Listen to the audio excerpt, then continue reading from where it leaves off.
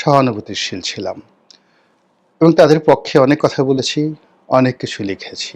তো সেই সুবাদে জামাত নিয়ে আসলে নেতিবাচক কথা বলাটা আসলে আমার স্বভাব হয় না, আমি সেটা বলবও না।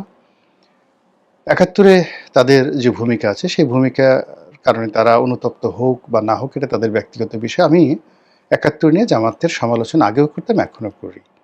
কিন্তু ব্যক্তিগতভাবে কোনো মানুষের সঙ্গে আমার জামাতের কারোর সঙ্গে তেমনি শত্রুতা নেই। তো জামাত সম্পর্কে আমার যে ধারণা ছিল সেই ধারণাটা হয়তো সারা জীবনে থাকতো, কিন্তু যদি এই জুলাই আগস্ট বিপ্লব না হতো তাহলে আমার কাছে মনে হতো যে আমি একটা শিশু হিসেবে মারা গিয়েছি। এই অল্প সময়ের মধ্যে জামাতের যে বিবর্তন এবং জামাতের যে আবর্তন, আপনারা তো বিবর্তন বুঝেন যে একটি জায়গা থেকে রাতারাতি পরিবর্তন হয়ে অন্য কিছুতে পরিণত হওয়া, যেমন বানর থেকে মানুষ হওয়া, মানুষ থেকে জানোয়ার হওয়া ইত্যাদি নানা রকম যে কথাগুলো আমরা বলে থাকি। তো এটাকে বলা হয় বিবর্তন, জাস্ট পরিবর্তন। আর আবর্তন হলো ঘূর্ণিপাক, চারিদিকে ঘোরা। তো জামাতের যে বিবর্তন এবং আবর্তন এই গত ১৪ মাসে দেখছি, এটা যদি না দেখে আমি মরে যেতাম আমার কাছে মনে হতো একটা শিশু হিসেবে আমি মারা যাচ্ছি। তো এই কারণে আসলে যেহেতু দীর্ঘদিন জামাত সম্পর্কে আমি খুব সফটেন ছিলাম, জামাতের অনেক লোকজন হয়তো আমাকে ভালোবাসতেন, স্নেহ করতেন, শ্রদ্ধা করতেন।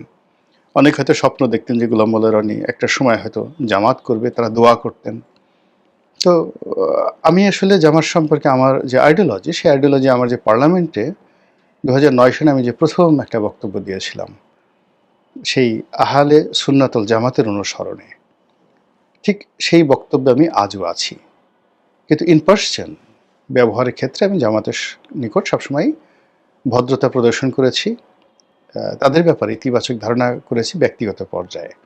এনিওয়ে, এখন ১৪ মাস ধরে জামাত দেশ চালাচ্ছে, এরকম কথাবার্তা। আসলে তারা কতটুকু চালাতে পারছে, তারা জামাতই ভালো বলতে পারবেন, কিন্তু সাধারণ মানুষ মনে করছেন যে পুরো দেশ তারা চালাচ্ছেন। আর ডক্টর মোহাম্মদ ইউনূস সরকারের উপরে তাদের যে আধিপত্য এটা সীমাহীন।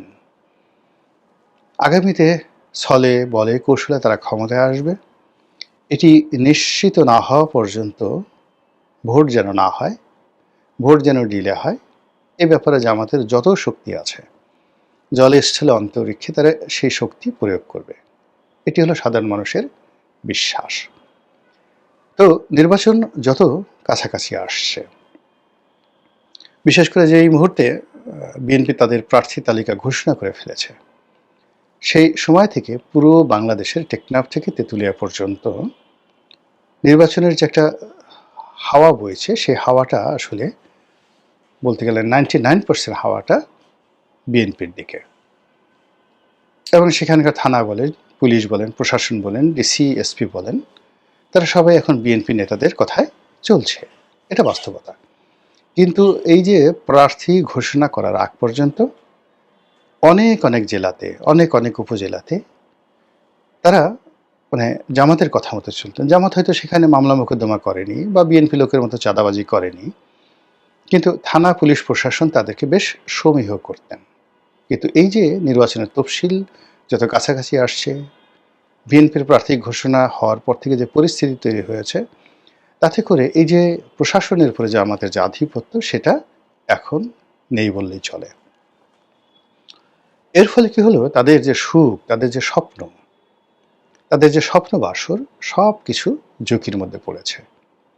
আর এতে করে তারা মেজাজ হারিয়ে ফেলছেন, অনেকে পথ হারিয়ে ফেলছেন এবং যে যেভাবে পারছেন এমনভাবে কথা বলছেন, সেই কথাবার্তার সঙ্গে জামাতের নীতি এবং আদর্শের যেমন মিল নেই, একই সঙ্গে তারা তাদের যে একটা পোর্ট্রেট বা তৈলচিত্র বা তাদের যে একটা স্কেচ মানুষের মনে তারা তৈরি করে ফেলেছিল সেই দীর্ঘদিন ধরে, তো সেখানে আসলে ইদানিংকালে তাদের যে গলার স্বর, যেভাবে আঙ্গুল উচ্চাচ্ছেন, যেভাবে চোখ গোল গোল করে কথা বলছেন, যেভাবে তারা অলৌকিকত্ব দেখাতে চাচ্ছেন, যেভাবে তারা স্পিরিচুয়ালিটি যেটিকে বলা হয় আধ্যাত্মিকতা দেখাতে চাচ্ছেন, এটি আসলে জামাতের সঙ্গে যায় না। জামাত প্রথম থেকে একটা আধ্যাত্মিক বিমুখ দল। তারা মনে করে যে শরীয়তের যে বিধানগুলো এটা করতে হবে, পরিশ্রম করতে হবে, কিন্তু এখানে আধ্যাত্মিকতা বলতে ফু দিয়ে উড়ে যাওয়া, আল্লাহ রাসূল নূরের তৈরি, আকাশ থেকে এমনি এমনি অনেক কিছু আসবে, আমি বললাম ফু দিলে বাতাস প্রবাহিত হবে, বৃষ্টি হবে, এই জিনিসগুলো জামাতের যে আইডিওলজি সেই আইডিওলজিতে পড়ে না। তারা যেমন দেখা গেল এই কবর জিয়ারত করা কিংবা কোনো জিয়ারতের জন্য ভ্রমণ করা এটাকে রীতিমতো হারাম মনে করে। মাজার, পীর প্রথা, বাউল প্রথা ইত্যাদি যে কোনো জিনিসই তারা ইসলামের সঙ্গে সাংঘর্ষিক মনে করে। এখন সেই জামাত, যে জামাত দীর্ঘদিন যাবৎ বলে আসছে যে আল্লাহ রাব্বুল আলামিন প্রতিটি জিনিসই তোমাকে দেবেন তোমার কর্মফল অনুযায়ী, যেভাবে করবে ঠিক সেভাবে ফল পাবে, আর যেভাবে তুমি বিশ্বাস করবে ঠিক সেই বিশ্বাস অনুযায়ী তোমার কর্মের স্পৃহা জাগ্রত হবে। তুমি যদি বিশ্বাস করো যে আমি একটা চোর হব, চোরকে তোমার খুব ভালো লাগে, তাহলে চুরি করার যত বুদ্ধি তোমার মধ্যে আসবে। তাহলে বিশ্বাসটা অর্থাৎ ঈমান থেকে তোমার কর্মের প্রেরণা আসবে। তো তোমার ঈমানটা যদি আল্লাহর দিকে হয়, রাসূলের দিকে হয়, তোমার কর্মটা ঠিক সেরকমভাবে হবে, কিন্তু তোমার অর্জনটা হবে তোমার কর্ম দিয়ে।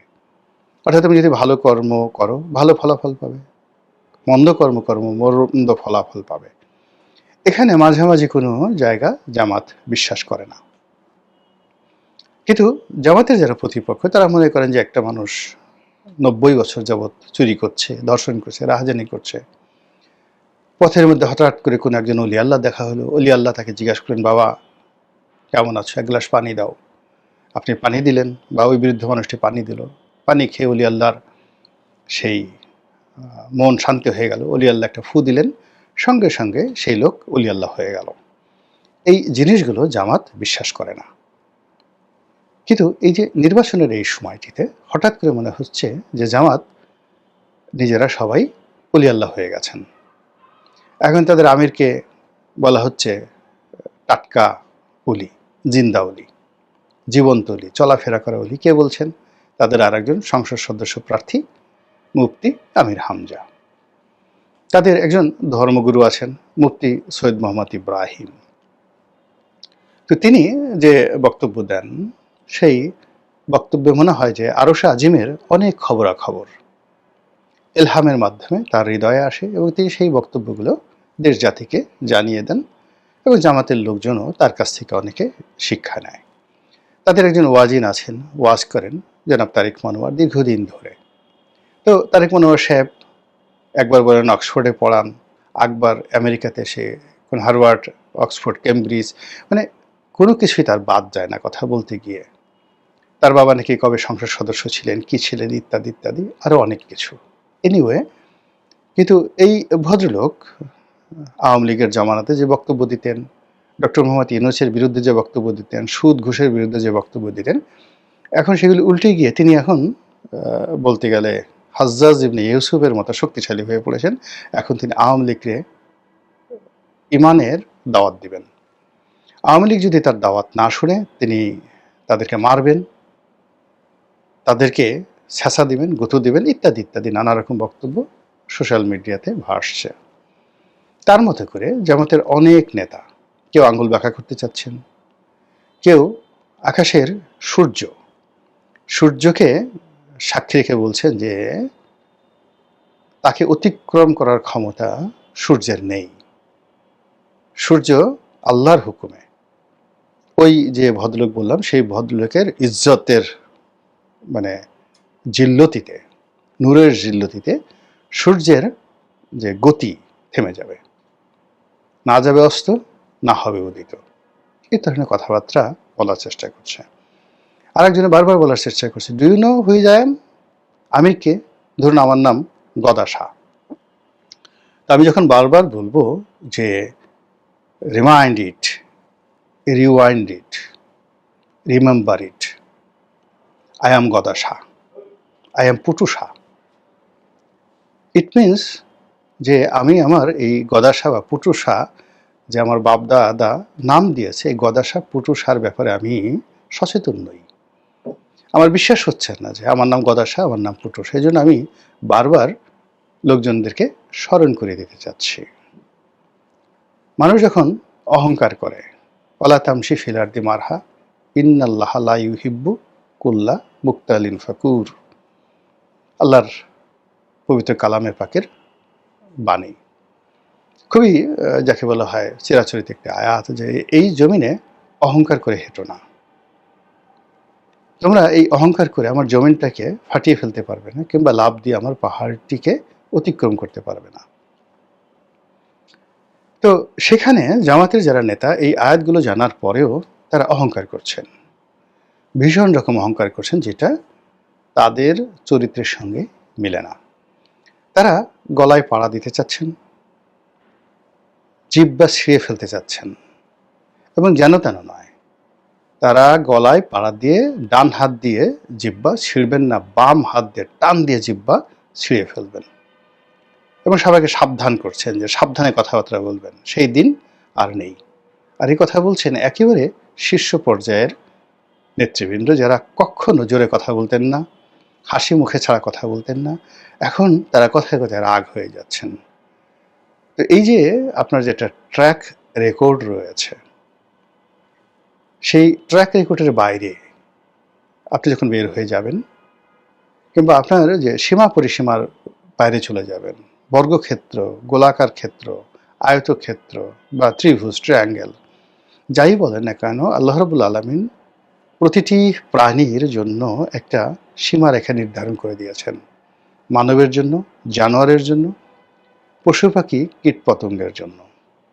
যদি আপনি হারিয়ে যান এবং সেই সীমার বাইরে চলে যান, আপনি আর সীমার ভিতরে ফিরতে পারবেন না।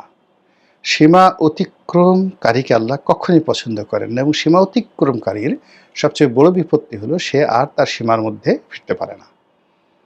তো সেই দিক থেকে আপনি দেখবেন যে একটা প্রজাপতি ঘরের মধ্যে ঢুকে গেছে, সে চেষ্টা করলে, আপনি বারবার চেষ্টা করছেন যে এই ঘরের মধ্যে মরে যাবে, কিন্তু সে আর বেরোতে পারছে না।